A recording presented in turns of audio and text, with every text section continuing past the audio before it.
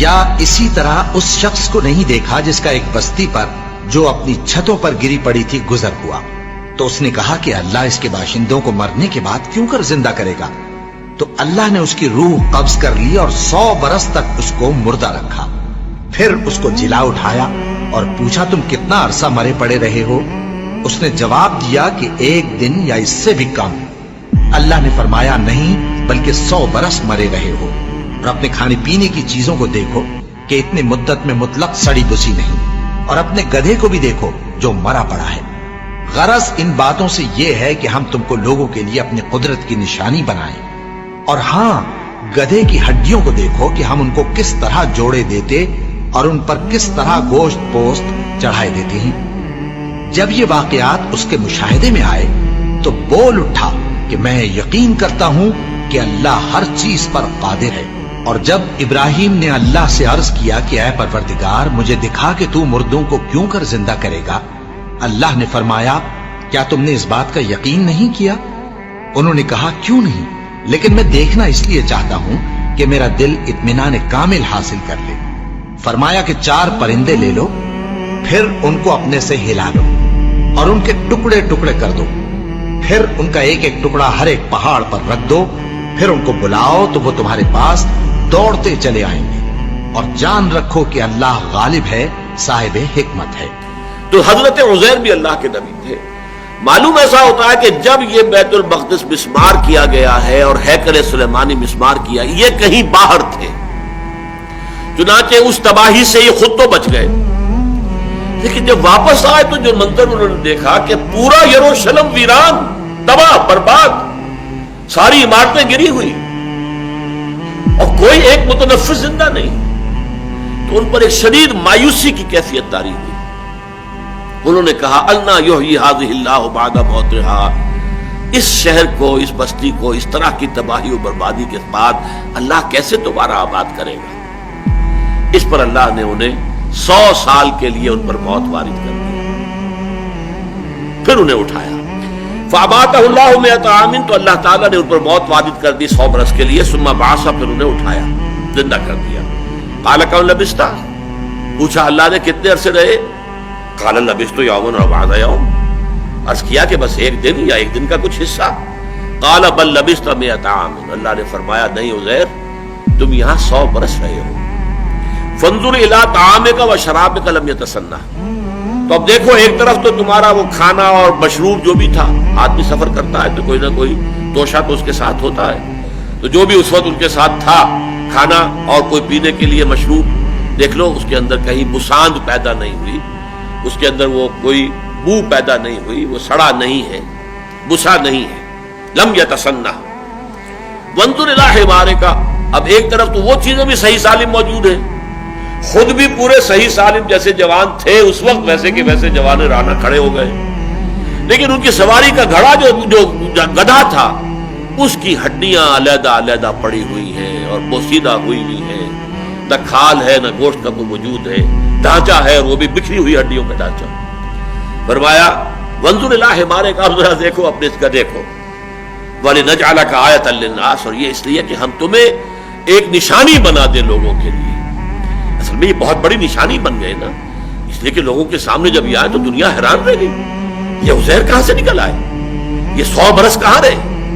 پھر چونکہ وہ حافظ تھے اور سب کو معلوم تھا کہ عزیر ہمارے حافظ تھے، اب ان کا آ جانا منظر عام پر تو گویا کہ تورات انہوں نے جیسے بھی اپنے حافظ سے مرتب کروائی، انہی کے ذریعے سے ایک نشأت ثانیہ حاصل ہوئی، انہی کی دعوت تجدید و اصلاح کے نتیجے میں دوبارہ دینی روح اور روحانی جو ہے ایک جذبہ بیدار ہوا یہود کے اندر، جس سے کہ وہ مملکت مکابی جو ہے اس کی بنیاد پڑی۔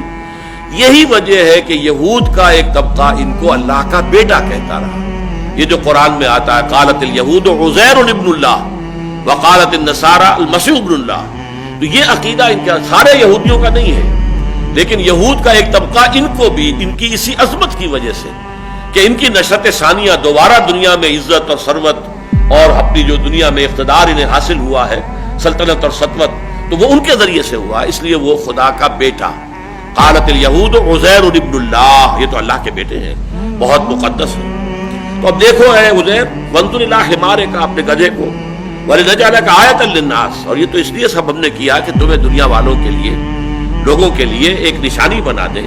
وانظر الی العظام کیف ننشزھا، اب دیکھو تمہاری نگاہوں کے سامنے ذرا ہڈیوں کو کیسے ہم انہیں اٹھاتے ہیں.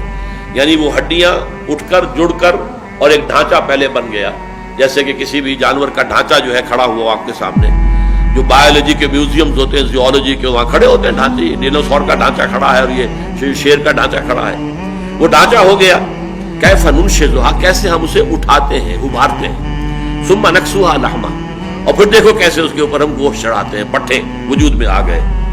فلما تبین لہ، جب یہ سب کچھ ان پر عیاں ہو گیا، واضح ہو گیا ان کے نگاہوں کے سامنے، یہ خرق عادت، یہ چیزیں کہ جو مخفی ہوتی ہیں انسانوں کی نگاہ سے، یہ تو عالم غیب کی باتیں ہیں، یہ انسانوں کو نہیں دکھائی جاتی، لیکن انہیں اس کا مشاہدہ کرا دیا گیا. فلما تبین لہ قال، تب انہوں نے کہا اعلم ان اللہ علی کل شیء قدیر، اب مجھے پورا یقین حاصل ہو گیا ہے کہ اللہ ہر شے پر قادر ہے. یعنی جب اللہ قادر ہے، مجھے 100 سال زندہ مار کر اس نے زندہ کر دیا، میری نگاہوں کے سامنے بوسیدہ جو ہڈیاں تھیں منتشر پھیلی ہوئی، انہیں جوڑ کر ایک اس کی ہیولے کی ڈھانچے کی شکل دی، اس کے اوپر گوشت بھی چڑھا دیا، کھال بھی آ گئی، زندہ چلتا پھرتا گدھا میری نگاہوں کے سامنے آ گیا، تو اللہ کی قدرت سے کوئی بعید نہیں ہے. یقیناً یہ بستی بھی دوبارہ آباد ہو سکتی ہے. اور یاد کرو جب کہ کہا تھا ابراہیم نے رب ارنی کیف تحیی الموتیٰ، پروردگار ذرا مجھے دکھا دے تو کیسے تو مردوں کو زندہ کرے گا، یہ میں مشاہدہ چاہتا ہوں. قال اولم تؤمن، بڑا پیارا سوال کیا اللہ نے. اے ابراہیم کیا تم ایمان نہیں رکھتے اس پر؟ قال بلا، عرض کیا کیوں نہیں، ایمان تو میرا ہے، تصدیق میں کرتا ہوں، مانتا ہوں تو ہر چیز پر قادر ہے، تو مردوں کو زندہ کر دے گا. ولکن لیطمئن قلبی، لیکن ذرا میں چاہتا ہوں کہ میرا دل پوری طرح ٹھک جائے. اطمینان اسے کہتے ہیں کہ سکون کی کیفیت ہو اور اس میں کوئی اتار چڑھاؤ نہ رہے. تو میں نہیں چاہتا کہ میرے دل میں کہیں وسوسے بھی آئیں اور اس طرح کی کیفیت ہو، پوری طرح میرا دل ٹھک جائے، جم جائے اس بات پر اور مجھے یقین کامل حاصل ہو جائے. ولکن لیطمئن قلبی، میں یہ چاہتا ہوں کہ مجھے مشاہدہ اگر ہو جائے تو پھر میرا دل بالکل مطمئن ہو جائے.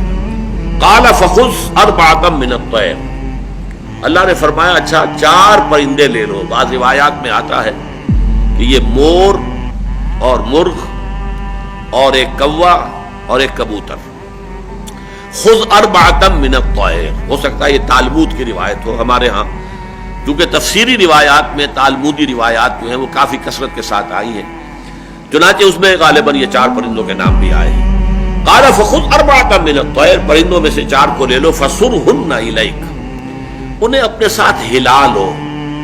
یعنی جب جانور آپ کے ساتھ ہل جائیں تو آپ کی سیٹی پر، آپ کے بلانے پر دوڑتے ہوئے آتے ہیں. یہ پیٹس جو ہوتے ہیں، جو معاملہ ان کا ہوتا ہے، پالتو جانور، تو ان 4 پرندوں کو اپنے ساتھ خوب سدھا لو، ہلا لو. ثم اجعل علی کل جبل منہن جزءا، اب یہاں الفاظ میں چونکہ صراحت نہیں ہے کہ پھر ان کو قتل کر دو، ٹکڑے کر دو. ان کے جز کا لفظ تو آ گیا لیکن بیچ میں سے یہ حذف ہو گیا ہے کہ پھر ان کو قتل کر دو، ذبح کر دو، ان کے ٹکڑے کر دو. اگلا آ گیا کہ پھر ان ٹکڑوں میں سے علیحدہ علیحدہ ٹکڑے 4 پہاڑیوں پر رکھ دو. ثم اجعل علی کل جبل منہن جزءا، تو گویا کہ اجزاء پہلے کرو، ٹکڑے کرو، اور روایات میں آتا ہے کہ ان کے سر علیحدہ کرو، ان کے پر علیحدہ کرو، ان کے دھڑ علیحدہ کرو، ان کی ٹانگیں علیحدہ کرو. یہ 4 حصے کر کے اور پھر سب کے سر ایک پہاڑی پہ رکھا اور سب کے پر دوسری پہاڑی پہ رکھا، سب کی ٹانگیں جو ہے وہ تیسری پہاڑی پر اور سب کے دھڑ جو ہے چوتھی پہاڑی. یہ رکھا اور پھر ثم اجعل علی کل جبل منہن جزءا ثم ادعوہن، پھر ذرا انہیں پکارو، آواز دو یا سیٹی جو بھی ہوتی ہے. یاتینک سعیا، وہ تمہارے پاس آ جائیں گے دوڑتے. وعلم، اور جان لو، اچھی طرح جان لو، یقین کر لو، ان اللہ عزیز الحکیم، کہ یقیناً اللہ تعالیٰ زبردست ہے، کمال حکمت والا. نہ اس کی قدرت میں کوئی کمی ہے، نہ اس کے اختیارات میں کوئی تحدید ہے، کوئی لمیٹیشن ہے، نہ اس کی حکمت میں کہیں کوئی کمی اور نقص ہے. عزیز ہے، زبردست ہے، حکیم ہے، حکمت والا.